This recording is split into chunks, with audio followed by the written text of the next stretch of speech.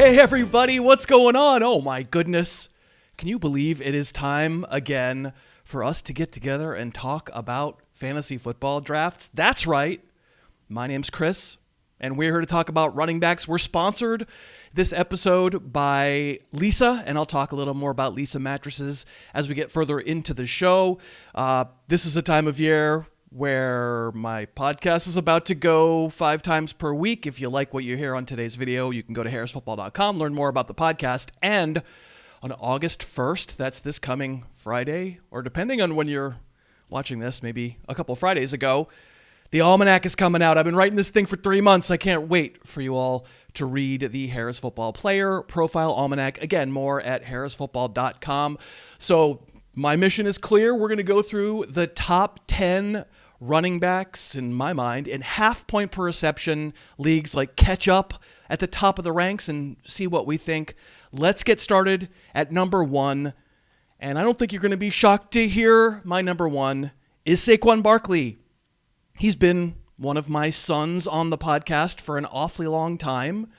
With the Eagles last year, he finally put it together with a 2,000-yard season in just 16 games. I mean, hipsters are going to tell you, oh, he's had too much work, he's going to break down.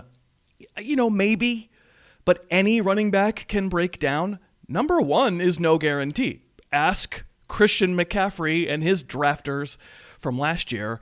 But you ask me who has the highest percent chance of delivering a number 1 season? To me, it's Saquon. Number 2, probably if people are looking to give away the number 1 spot, they're wanting to give it to Squan Robinson, and he's terrific. If there's anyone he reminds me of, it is Saquon. Robinson has 518 career carries, and Barkley has 1,655 carries. If you're just convinced that the newer guy is way, way likelier to stay healthy, it's not how I'm drafting, but I don't find it outrageous, and so Bijan's really good. In his 3rd season, he'd be my number 2 on this list. Number 3 in a half PPR, I'll say Jir Gibbs by a whisker. He ended 2024 on an unbelievable heater, and he's a terrific running back. He's like if Alvin Kamara had an extra gear of sprinter speed. I personally love that David Montgomery is around to take away some of the pounding on the 5'9", 200-pound Jir Gibbs. I think it makes it likelier that Gibbs stays healthy, but we should realize when Montgomery got hurt himself early in week 15 last year, Gibbs was, at that point, the RB5 in full PPR. And it was only insane volume in Montgomery's absence that boosted him into the super, super elite ranks. But listen, he's an awesome player for sure. And number 4, yeah, he doesn't catch many passes. And this is half PPR, but Derrick Henry, he made me look foolish for doubting him last year. He made everyone eat their words. Oh, you think I look cooked in my last year in Tennessee? I'm not. And Derrick Henry teaming up with Lamar Jackson just created so much space for both of them. For Henry, it wound up 1,900 rush yards, 18 touchdowns. Yeah, almost as many touchdown as catches, fair. But Henry gained all of that trust back last year. For me, there's a clear-cut top 4 for 2025, and Henry belongs in it. Okay, I'll get back to the rest of the top 10 in a second. Let me say thank you to Lisa for continuing to sponsor, being back again for these videos this year. If you've been waking up stiff and sore and you're like, why? I can't figure it out.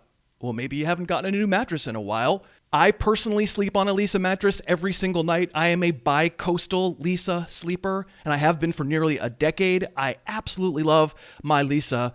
But obviously, mattresses are very personal things, which is why Lisa will send you a bed direct to your door, and you get 100 nights to sleep on it to make sure it's great for you. More than 3 months. And if you don't love it, tell them, and they'll come pick it up. The website is leesa.com, Leesa.com. Their Labor Day early access sale is going on, 25% off site-wide. Plus, if you check out using the code Harris, an extra $50 taken off the top. That's leesa.com for 25% off site-wide, and then use the code Harris. You'll get $50 taken off the top. They've got a wide variety of mattress feels, depending on what you like to sleep. All I know is they're a lifesaver for me. I absolutely love my Lisa mattress, have for a really long time. They've been a great sponsor. I do appreciate them so much. okay. Let's get to the rest of the list. Number 5 in a half PPR among running backs. It's close for me. It's close. I think I'm going to go with the slightly less risky option, which means my number 5 is Josh Jacobs, the jacked gerbil of the Packers. I ranked Jacobs as a first-rounder last year, too, and what did you hear from people? Oh, the Packers haven't had a top 10 running back since 2020. The Packers have so many receivers. They don't score rushing touchdowns. Matt LaFleur always sticks to a running back by committee, so Marshawn Lloyd is the better value. Oops, bad analysis. Jacobs winds up posting a top 5 finish among running backs. With Jacobs, you don't get top-end speed, and I agree. In any kind of PPR, you're topping out probably at like 40 catches or so, but I don't really care. He's awesome. He's a beast. He's a touchdown machine, and I'm very, very fine with him in the first round again. And the guy I put Jacobs over is Christian McCaffrey at number 6.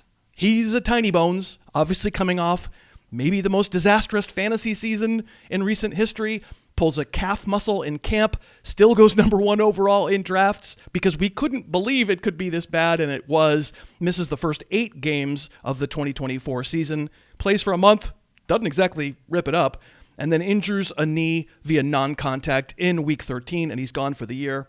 Obviously, you know what a great McCaffrey season looks like. He just did it 2 years ago. And if he makes it healthy through the 2025 season, he'll be a great value at the end of your first round. But do you have the stomach to take that risk? Because McCaffrey has missed 36 games since 2020.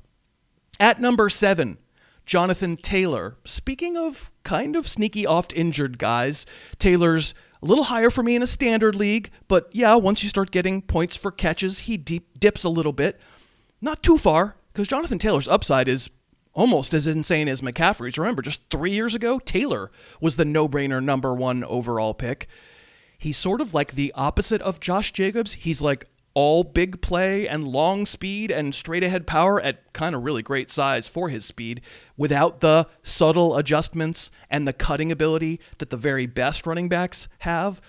But like Jir Gibbs, Jonathan Taylor went crazy in December last year. 5 games, 748 scrimmage yards. He's real good. Number 8.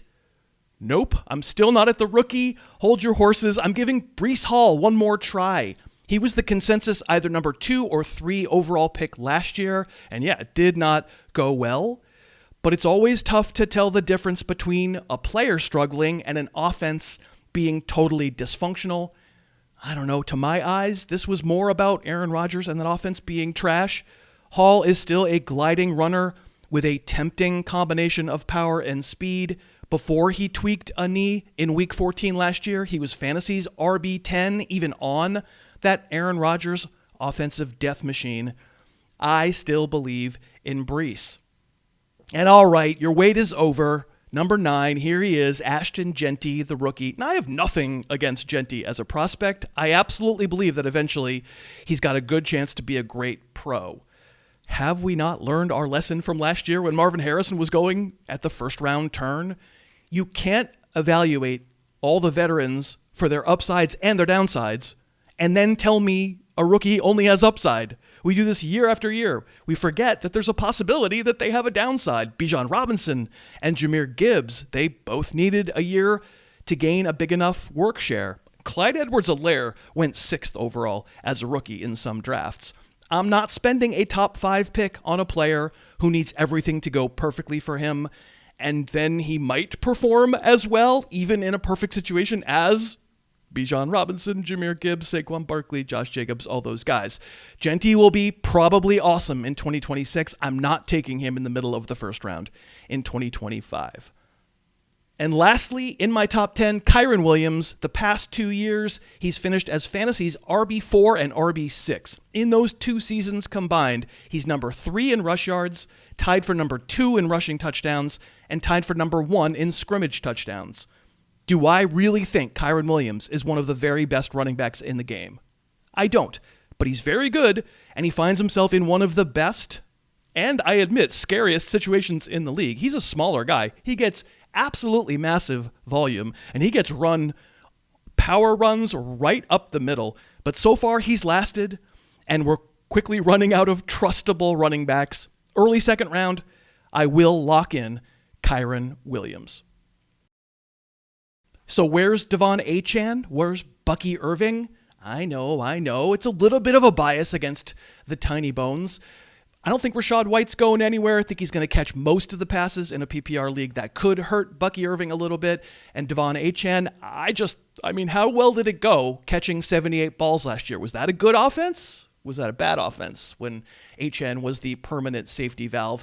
I like the players. I think they'll go a little bit later for me. I know I'm probably not going to get them in fantasy drafts. You can find my ranks at harrisfootball.com, and you can argue with me down in the comments. I'll take it, absolutely. I hope you enjoyed this video. I hope you're ready for a whole lot of podcasts, because that's what's coming. Go to harrisfootball.com, and starting the week of August 4th is when we'll be 5 episodes per week. We're going to be posting a bunch of videos here. We got mock drafts coming up. That's going to be really fun. Remember, the Almanac comes out on the 1st of August as well. I would love it if you'd subscribe to the channel. It helps us out a lot. And like this video, that as well. I appreciate you. What do you think of these running backs? Tell me down in the comments. We'll see you next time. Thanks so much for watching. Please, please, please smash that like button.